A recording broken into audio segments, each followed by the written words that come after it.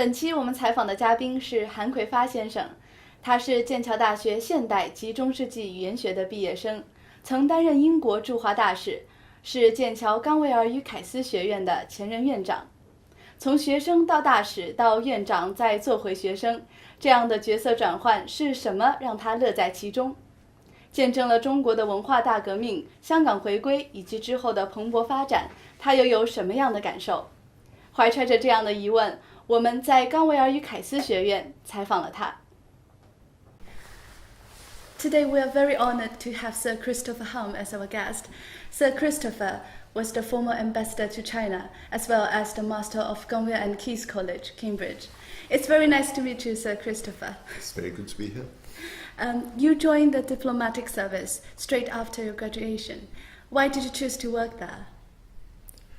Well, when I was at university here in Cambridge, I studied modern languages, French and German. Okay. And as part of that, I spent some time at university in Germany. And I think it was during my time in Germany that I realized just how much intellectual challenge you got out of being situated in somebody else's culture. And you have to try and come to grips with that culture, the language. You have to understand how people think, how people relate, how people make decisions. And I found it a very fascinating time. And I realized that if I became a diplomat, I could do this for a living. You know, the whole business of planting myself in somebody else's cultural context and having to make some sort of sense of it. So that was really the beginnings of my desire to become a diplomat. Okay. Regarding your first interaction with China, could you describe your first visit to China? Well, I think it was... It left a very strong impression on me because in those days China was so different from the way it is now. Yeah, was that under the Cultural Revolution? Yes.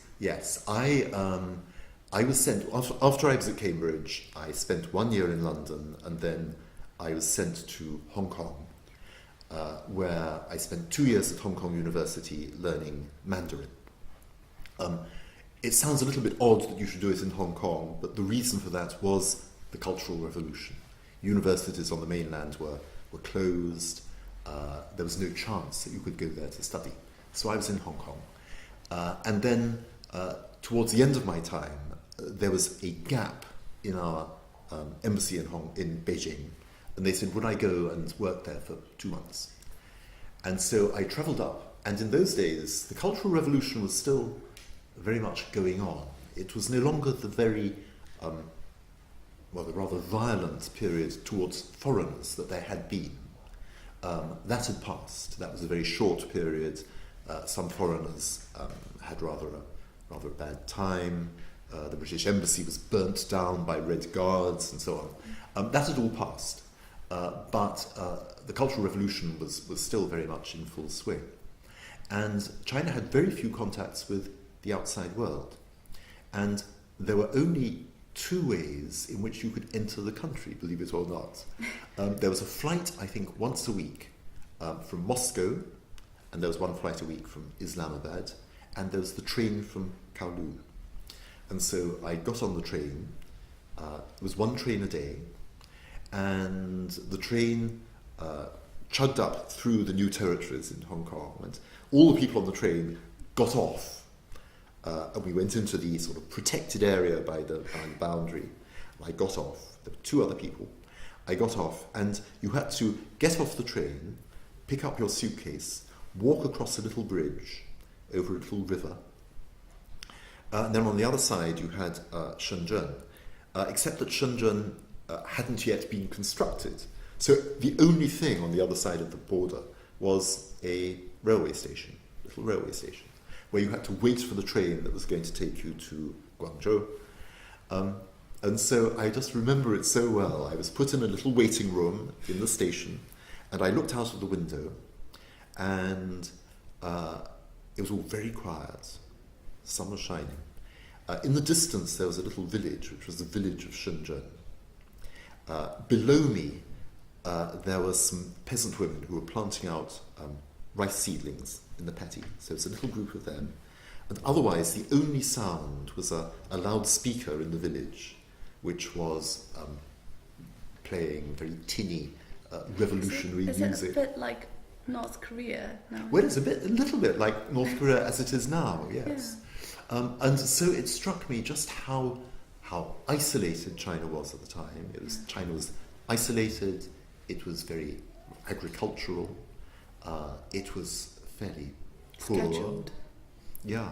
And so you think how much it's changed. Yeah, it's quite and different from yeah, and the amazing thing was that on that particular day, there were 3 of us on the train who actually crossed the border and got on the train, and we were the only people going to China that day. So on that particular day in 1970,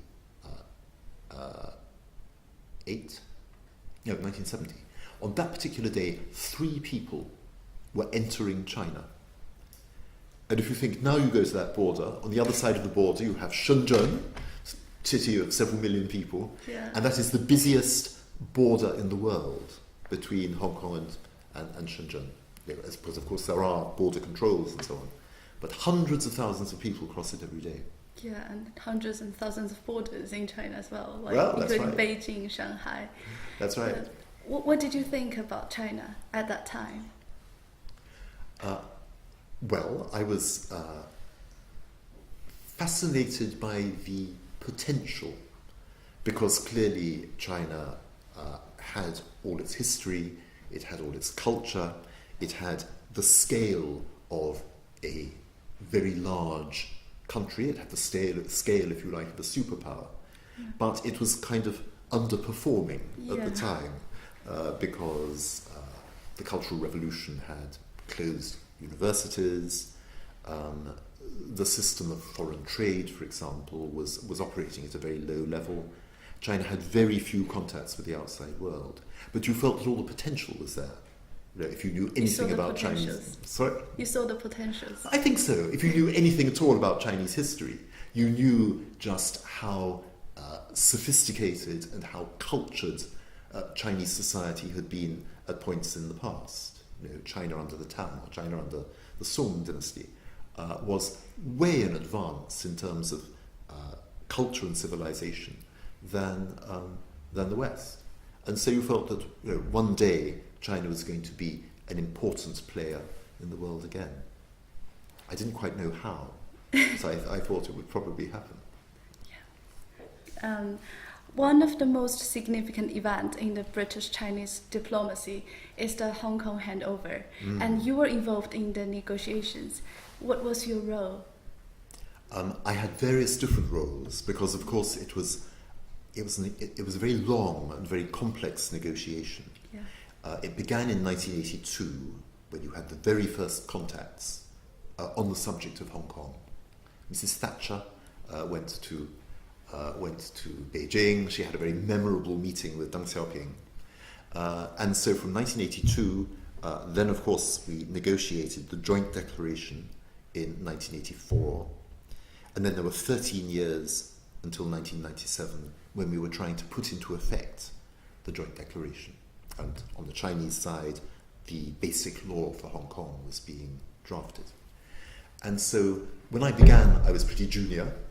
And when I ended, I was rather more senior. I worked on the question of the handover for about 8 years out of that time, at different times, in different jobs. I was always based in London, as it happened, but travelling a lot to Hong Kong and to Beijing. And it was an absolutely fascinating negotiation because it covered every aspect of life in Hong Kong. Because of course you were taking this community and you were trying to do everything you could to ensure that its way of life, the freedoms and the rights that people enjoyed there, that all those were preserved after 1997. And we had as our starting point the concept of one country, two systems, Deng Xiaoping's concept. But we had to do a huge amount of work to give that concept some substance. And you just mentioned Margaret Thatcher, and with her funeral a few weeks ago, her political views were brought into the spotlight again. Absolutely. Could you tell us about her view on Hong Kong's future or the handover? Well, I think she found it quite difficult to start a process which would end up with the return of Hong Kong to Chinese sovereignty, because she felt a responsibility to the people of Hong Kong. But in the Foreign Office, we explained to her the situation in international law, and that situation was that in 1997, the lease over most of Hong Kong would end, and so something had to be done. And she understood that. What she wanted the negotiators in the Foreign Office to do was to explore all the possibilities for life after 1997. And I mean all the possibilities. So she said, go and see if it is possible to renew the lease. And of course we said to Mrs. Thatcher, well, Prime Minister, we don't think that's going to be possible, but we will try. And so we tried, and China said, no way. And so then she thought, and we said, well, theoretically, you could have a situation where Hong Kong returned to Chinese sovereignty after 1997, but British administration would continue. Theoretically, that is possible. So she said, go and try that. And so we went and tried it. And not very surprisingly, China said, no way. So when we explained that to her, she accepted that what we had to do was to accept that sovereignty would pass to China, administration would pass to China, and we needed to concentrate on ensuring that one country, two systems was a practical reality. And so she accepted that. Not very easily, because it takes a lot to persuade. It took a lot to persuade Mrs. Thatcher of anything. Yeah. But eventually she accepted that, yes. And later in the interview, 10 years after Hong Kong's handover, Mrs. Thatcher talked about her regret and casted doubt about on the one country, two system policy. Do you think the policy is a workable solution? I think the policy is a policy which has been shown to work. And I think both sides have tried very hard to put in place what was necessary before 1997 to make it work. And I think that the authorities in Beijing have been very scrupulous and very fair in the way in which they have implemented that policy. And if you go back to Hong Kong now, obviously Hong Kong is flourishing. I think the essential quality of Hong Kong has not changed. And I used to go back to Hong Kong every year, and I would be very pleased to see that. You open the newspapers and nothing has changed. You go to the Star Ferry and there are still banners from Falun Gong saying that we are persecuted by the Chinese Communist Party, and they're still there.